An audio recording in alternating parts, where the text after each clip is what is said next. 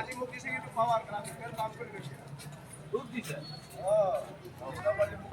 चाहिँ जान छ मेरो हस्पिटलको नाम सुन्दै मलाई चाहिँ बहुत माने मनमा चिसो जस्तो एउटा फिल हुन्छ कि डर लाग्दछ। हस्पिटल त प्रार्थना गर्छु कहिले पनि जानु नपरोस् है भगवान् भनेर।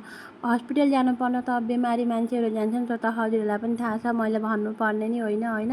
हस्पिटलको नाम सुनिसक्दा मलाई चाहिँ एकदम डर लागिहाल्छ, कहिले जानु नपरोस् भनेर सोच्छु। तर मजबुरीमा जानु पनि पर्छ। आफूले भने जस्तो र सोचे जस्तो कहाँ हुन्छ र, त्यति सजिलो जिन्दगी होइन त भन्नु त। घरको हालत हेर्न सक्नुहुन्छ, यति फोहोर छ, अलिअलि गरेर गर्दैछु, भ्याउँदिनँ नि, सानो छोरा छ, जति भ्याउँछु त्यति गर्दैछु। त हेलो एभ्रिवान, वेलकम छ हजुरलाई मेरो अर्को एउटा नयाँ भिडियोमा। त मेरो भिडियोमा एन्ड तक भन्नु र धेरै माया दिनुहुन्छ भन्ने आशा छ। आज चाहिँ मर्निङबाट मैले ब्लग स्टार्ट गरेँ कि अब छोराले त अब मलाई त उति काम गर्न दिँदैन, सानो बच्चा छ, त्यही भएर म पहिले उठेर चाहिँ नुहाइ नै हाल्छु, छिट्टै बिहानै नुहाउँछु, किनभने नुहाउन पाउँदिनँ, नभए छोराले मलाई त दिँदैन एकछिन पनि। अनि मैले चाहिँ एकछिन सुतिरहेछ र अनि त घर बढाउनु पऱ्यो भने घर बढाएर चाहिँ घरको हालत त देखिसक्नुभयो कस्तो फोहोर छ, अलिअलि गरेर काम गर्दै थियो, त्यति साह्रो पनि भ्याउँदिनँ नि। यो भिडियो चाहिँ यो अस्तिको गाइस, मैले चाहिँ पोस्ट गर्न पाएकी थिइनँ र आज गर्दैछु। बाहिर चाहिँ हेर्नुहुन्छ के साह्रो घाम लागिरहेछ, आज 4-5 दिनमा पुरा गर्मी घाम लागिरहेछ।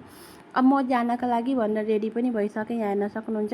यस्तो गर्मी छ, लाउन त केही पनि मन लाग्दैन, तर आफ्नो टिकाहरू त लाउनै पर्यो, टिकाहरू नलगाइ त भएको छैन होइन।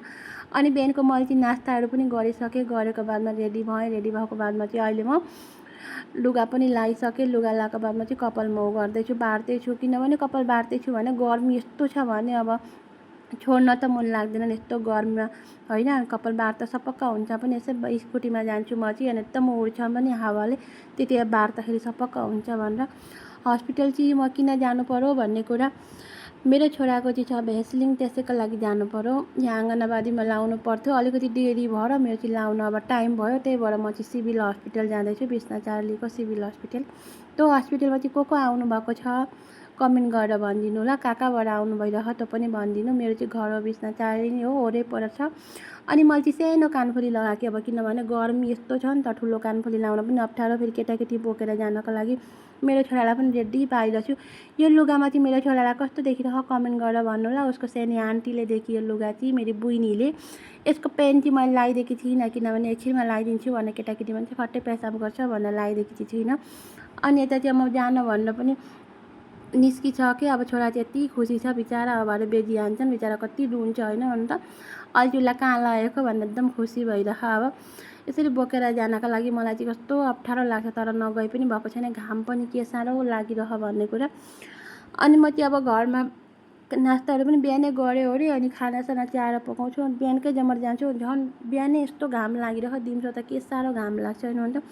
म चाहिँ भन्दै आधी बाटो पुगिसकेँ, जाँदैछु। पुरा भिडियो चाहिँ बनाउन पाउँदिनँ गाइस, किनभने सानो बच्चा छ, दिँदैन नि मोबाइल, आफूले पनि धर्नुपर्छ, मोबाइल धरी कति अप्ठ्यारो हुन्छ। त फाइनली म चाहिँ हस्पिटल पनि आइसकेँ, यहाँ हेर्न सक्नुहुन्छ सिभिल हस्पिटल। यति ठुलो हस्पिटल छ नि, मलाई त फर्स्टचोटि बाहिरबाट भित्र नपसी बाहिरबाट देख्दाखेरि एकदम डर लाग्दो थियो। यत्रो जति ठुलो हस्पिटल त्यति डर लाग्दो थियो मलाई चाहिँ। अहिले त आदत भइरहेछ अब मेरो।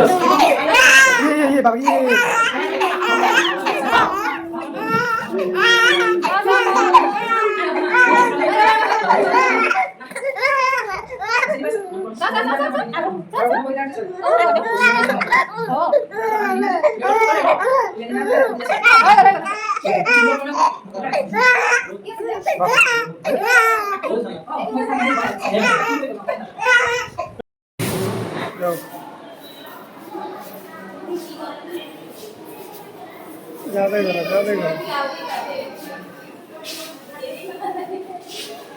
गर न।